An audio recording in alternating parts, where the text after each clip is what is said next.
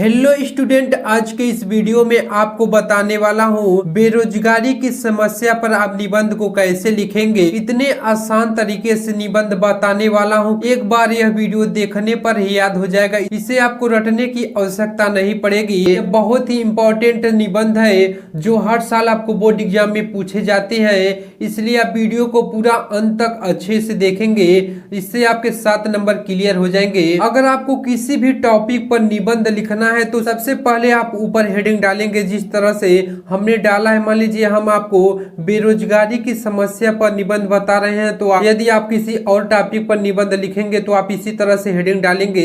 Heading को आप काली pen से लिखेंगे। बोर्ड एग्जाम में आप काली और नीली पेन का बस यूज करेंगे, इसके अलावा आप किसी भी पेन का यूज नहीं करेंगे। आप इसे इसी तरह से अंडरलाइन कर देंगे जिस तरह से हमने किया है। आप किसी भी टॉपिक पर निबंध लिखेंगे तो सबसे पहला हेडिंग रूपरेखा की होती है, यह बहुत ही इंपॉर्टेंट होता है। और रूपरेखा में आप सबसे पहला हेडिंग डालेंगे प्रस्तावना, और लास्ट का जो हेडिंग होता है उपसंहार, यह कॉमन होता है। आप किसी भी टॉपिक पर निबंध लिखेंगे तो यह दोनों आपको लिखना बहुत जरूरी होता है। उसके बाद जितने भी हेडिंग को आपको लिखना है आप रूपरेखा में उतने हेडिंग को डालेंगे। यहाँ हम देख सकते हैं कि रूपरेखा में सबसे पहला आप हेडिंग डालेंगे प्रस्तावना का, उसके बाद दूसरा नंबर आप हेडिंग डालेंगे जैसे बेरोजगारी की समस्या है तो आप बेरोजगारी से तात्पर्य। उसके बाद तीसरा नंबर आप हेडिंग डालेंगे समस्या के कारण, यानी कि बेरोजगारी की समस्या किस तरह से भारत में उत्पन्न हो रही है। और चौथा नंबर आप हेडिंग डालेंगे समस्या का समाधान, इसका समाधान क्या हो सकता है, निवारण क्या हो सकता है। उसके बाद आप लास्ट हेडिंग डालेंगे उपसंहार का। ये दोनों कॉमन होता है, आपको यह लिखना जरूरी होता है। कैसे आपको लिखना है, हम आपको बहुत ही अच्छे तरह से बहुत ही सरल निबंध लेकर आए हैं। आपको एक बार इतने अच्छे तरह से हम आपको बताएंगे कि एक बार यदि आप पढ़ लेंगे तो आपके सीधे दिमाग में बैठ जाएगा।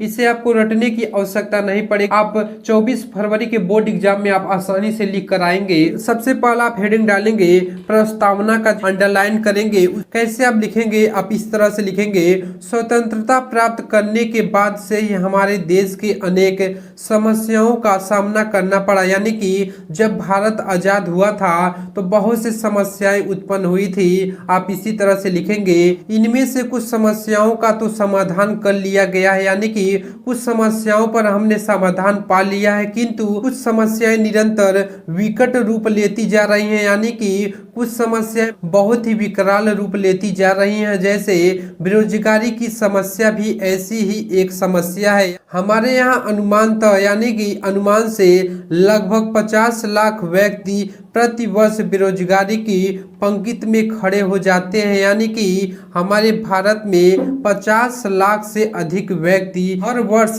मतलब प्रत्येक साल बेरोजगारी के लाइन में लगे रहते हैं, यानी कि बेरोजगार रहते हैं। हमें शीघ्र ही ऐसे उपाय करने होंगे जिससे इस समस्या की तीव्र गति को रोका जा सके। आप देख सकते हैं कि हमने बहुत ही अच्छे तरह से लिख कर निबंध लाए हैं। आप इसी तरह से आप बोर्ड एग्जाम में लिख कर आएंगे तो आपके एक भी नंबर नहीं कटेंगे। उसके बाद आप दूसरा नंबर हेडिंग डालेंगे बेरोजगारी से तात्पर्य। तो यहाँ आप देख सकते हैं कि जितने आप हेडिंग को डाले रहेंगे उन्हीं हेडिंग को आप उठाएंगे, अब उन्हीं के बारे में आप लिखते चले जाएंगे।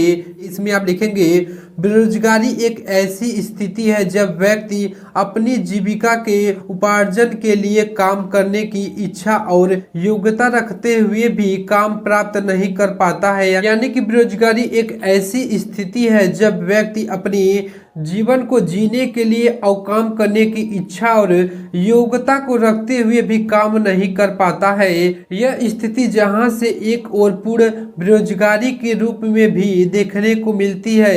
नेक्स्ट हेडिंग डालेंगे समस्या के कारण। यहाँ आप लिख सकते हैं कि बेरोजगारी समस्या के कारण भारत में बेरोजगारी की समस्या के अनेक कारण हैं जो निम्नलिखित है, यानी कि भारत में बेरोजगारी के बहुत से कारण हैं, आप उसके बारे में बताएंगे। उसमें आप सबसे पहला क नंबर डालेंगे, जितने भी प्रकार आपको याद रहेंगे आप इसी तरह से डालेंगे हेडिंग को, उसके बारे में कुछ आप लिखेंगे, तभी आपको पूरे नंबर मिलेंगे। और लिखने का जो तरीका यहाँ आप देख सकते हैं, हमने जिस तरह से लिखा है बीच में आप एक लाइन का गैप छोड़ेंगे उसके बाद लिखेंगे, तो यहाँ आप देख सकते हैं देखने में भी अच्छा लगेगा और काफी भी आपका भरेगा। जनसंख्या में निरंतर वृद्धि, आप बताएंगे कि जब भारत में जनसंख्या किस तरह से वृद्धि कर रही है। बेरोजगारी का पहला और सबसे मुख्य कारण जनसंख्या में निरंतर वृद्धि का होना है, यानी कि भारत में बेरोजगारी का सबसे बड़ा कारण जो है वह जनसंख्या की वृद्धि है, जबकि रिक्तियों की संख्या उस अनुपात में नहीं बढ़ पाती है। भारत में जनसंख्या वृद्धि लगभग 20% वार्षिक की दर से बढ़ती जा रही है, यानी कि भारत में जनसंख्या वृद्धि 20% वार्षिक यानी कि हर साल बढ़ती जा रही है। उसके बाद आप ख नंबर हेडिंग डालेंगे दोषपूर्ण शिक्षा प्रणाली। आप बताएंगे कि इसमें आप लिखेंगे हमारी शिक्षा प्रणाली दोषपूर्ण है, यानी कि बहुत ही गलत है।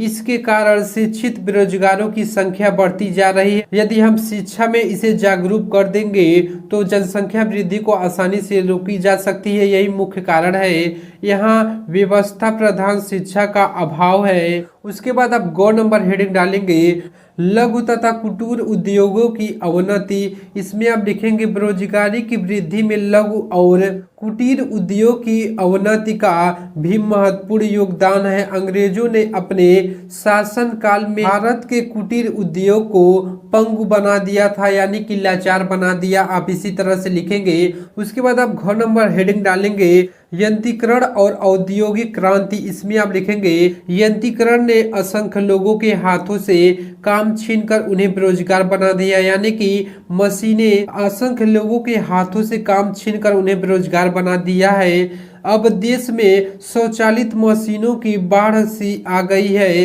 यानी कि देश में मशीनों को मानो बहुत से ज्यादा भंडार आ गए हैं, बाढ़ सी आ गई है। उसके बाद नेक्स्ट हेडिंग डालेंगे समस्या का समाधान, यानी कि बेरोजगारी की समस्या पर आप किस तरह से समाधान लगा सकते हैं जिससे बेरोजगारी की समस्या आसानी से रोकी जा सके। इसमें आप अपनी मत को लिखेंगे।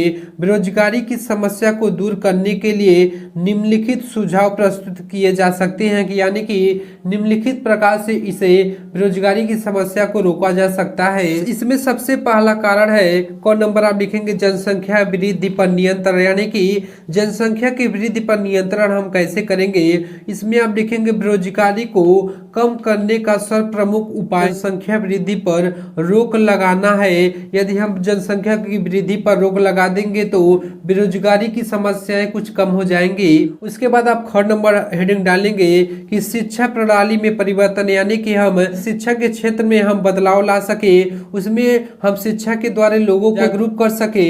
इसमें आप लिखेंगे भारत में शिक्षा प्रणाली को परिवर्तित कर उसे रोजगार उन्मुख बनाया जाना चाहिए, यानी कि रोजगार युक्त बनाना चाहिए। मेरी प्यारी बच्चों, आपको इसी तरह से सेम आपको लिख कर आना है। आपको साथ में साथ पूरे नंबर मिलेंगे और अपने दोस्तों के पास भी शेयर कर दो जो 24 फरवरी को हिंदी का पेपर देने वाली है, जो अपनी अच्छे से तैयारी कर सके। आपको सभी सब्जेक्ट की वीडियो आपको चैनल के प्ले लिस्ट में मिल जाएंगे, आप जाकर वहां से अच्छे से तैयारी कर सकते हैं। इसके बाद ग नंबर हेडिंग डालेंगे कुटीर और लघु उद्योगों का विकास, यानी कि बेरोजगारी कम करने के लिए यह अति आवश्यक है कि हम कुटीर तथा लघु उद्योग का विकास किया जाए, यानी कि ज्यादा से ज्यादा विकास किए जाए, योजनाएं चलाई जाए जिससे बेरोजगारी कम हो सके। उसके बाद घ नंबर आप हेडिंग डालेंगे कृषि के सहायक उद्योग धंधों का विकास, यानी कि कृषि के क्षेत्र में जितने भी सहायक धंधे हैं यानी कि व्यवसाय, उसको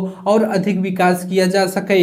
इसमें आप लिखेंगे कृषि प्रधान देश होने के कारण भारत में कृषि में अर्ध बेरोजगारी व मौसमी बेरोजगारी है, यानी कि भारत कृषि प्रधान देश है, इसलिए भारत में कृषि का अर्ध बेरोजगारी व मौसमी बेरोजगारी प्रमुख कारण है। उसके बाद आप नेक्स्ट हेडिंग डालेंगे उपसंहार का। उपसंहार का हेडिंग डालना बहुत ही जरूरी होता है, मोस्ट इंपॉर्टेंट हेडिंग होते हैं। जब भी एग्जामिनर कॉपी को चेक करता है तो यही सभी चीजें देखता है। उपसंहार, उपसंहार में आप क्या लिखेंगे, उपसंहार में आप अपनी मत को लिखेंगे कि कैसे किस तरह से रोका जा सकता है। इसमें आप लिखेंगे संक्षेप में हम कह सकते हैं कि जन्म दर में कमी करके, शिक्षा का व्यवसायीकरण करके तथा देश के व्यवसायी ढांचे और लघु उद्योग धंधे को प्रोत्साहन से ही बेरोजगारी की समस्या अस्थायी समाधान संभव है। जब तक इस समस्या का उचित समाधान नहीं होगा, यानी कि जब तक इस समस्या का प्रमुख रूप से समाधान नहीं होगा तब तक एक समाज में न तो सुख शांति रहेगी और न राष्ट्र का व्यवस्थित एवं अनुशासित ढांचा खड़ा हो सकता है।